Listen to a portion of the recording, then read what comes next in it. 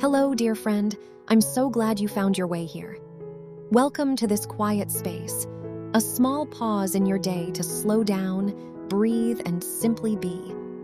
There's nothing to prepare for here, nothing to perform.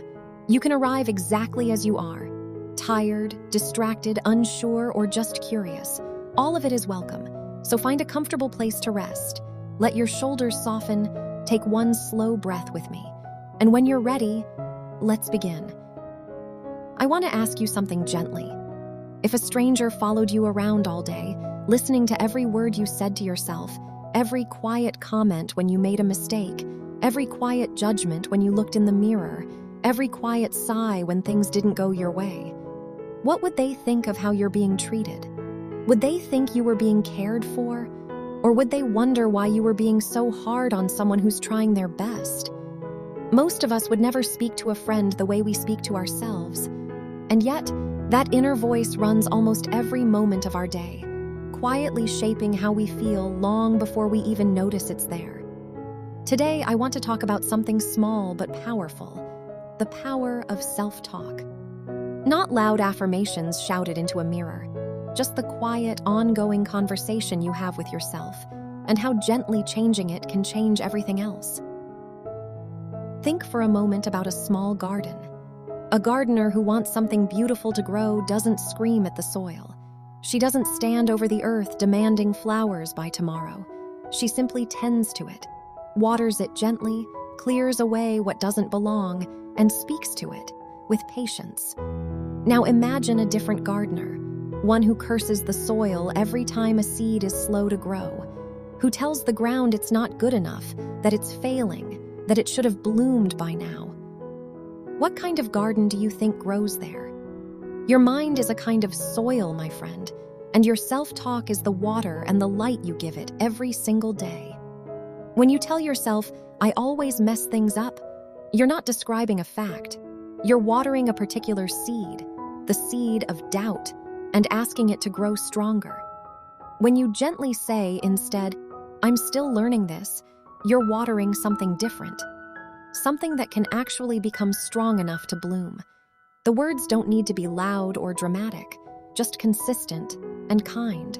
A gardener doesn't shout encouragement once and then walk away. She returns, gently, day after day. Take a slow breath with me right now. As you breathe out, notice one thought you've had about yourself today. Was it water or was it something harsher? You don't need to fix it. Just notice it. Have you ever stood somewhere with mountains nearby and called out just to hear your voice come back to you? Whatever you shout into a valley, the mountains send back to you almost exactly as you gave it. Shout something harsh, and harshness echoes back. Shout something gentle, and gentleness returns. Your mind works a little like this too. The way you speak to yourself doesn't just disappear into silence, it echoes.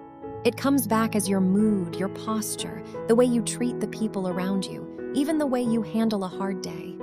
If you constantly tell yourself, "I'm not enough," don't be surprised when that thought echoes back as hesitation or a quiet reluctance to try new things. But if you offer yourself something steadier, "I'm doing my best and that matters," that too will echo back, quietly shaping how you move through your day. You cannot always control what happens around you, but you can choose, more often than you think, what you shout into your own valley. Place your hand gently on your chest for a moment. Feel it rise and fall. Ask yourself softly, what have I been echoing to myself lately? And what would I like to echo instead? Friend, before we continue, I want to pause here for just a moment. If these words are settling gently into your heart, I'd love it if you considered subscribing. Not for a number, not for me, but because somewhere else right now, someone else is having a hard conversation with themselves, and this quiet corner might help them find a gentler one. Thank you. Let's continue. I want to tell you about a bridge, an old wooden one, the kind you might find crossing a quiet stream in the countryside. Over the years, this bridge has carried the weight of countless footsteps. Some boards have grown weak, some have been quietly replaced, but the bridge still stands because someone kept tending to it, plank by plank, instead of abandoning it the moment it needed care. Your self-talk is a little like this bridge, the thing that carries you across the harder parts of your life.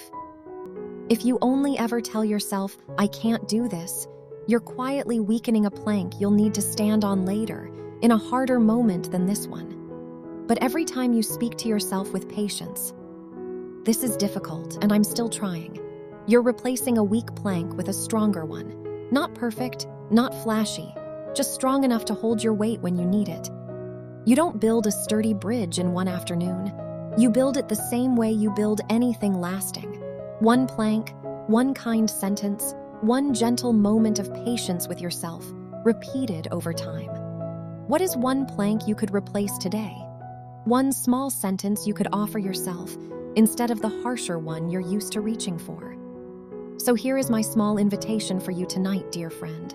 The next time you notice a harsh thought toward yourself, you don't need to fight it forcefully or push it away.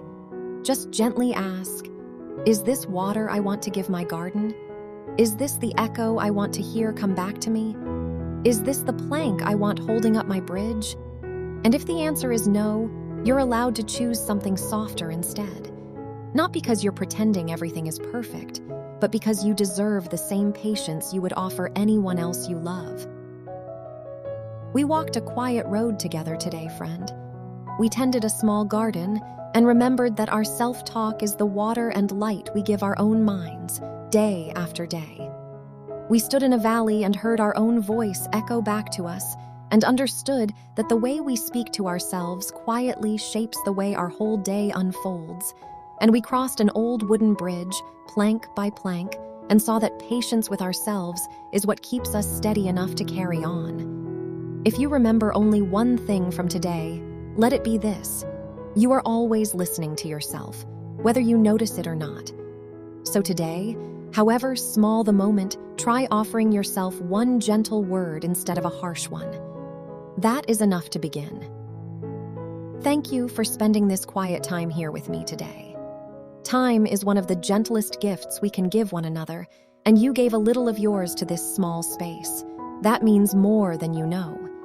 If something here settled softly in your heart, I'd love it if you pressed subscribe, not to grow a number, but because someone else out there might be searching for exactly this kind of stillness tonight.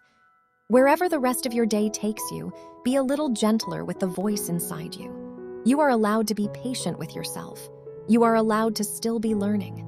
Take care of your heart, friend. You've been listening with Growth Mode. Goodbye for now.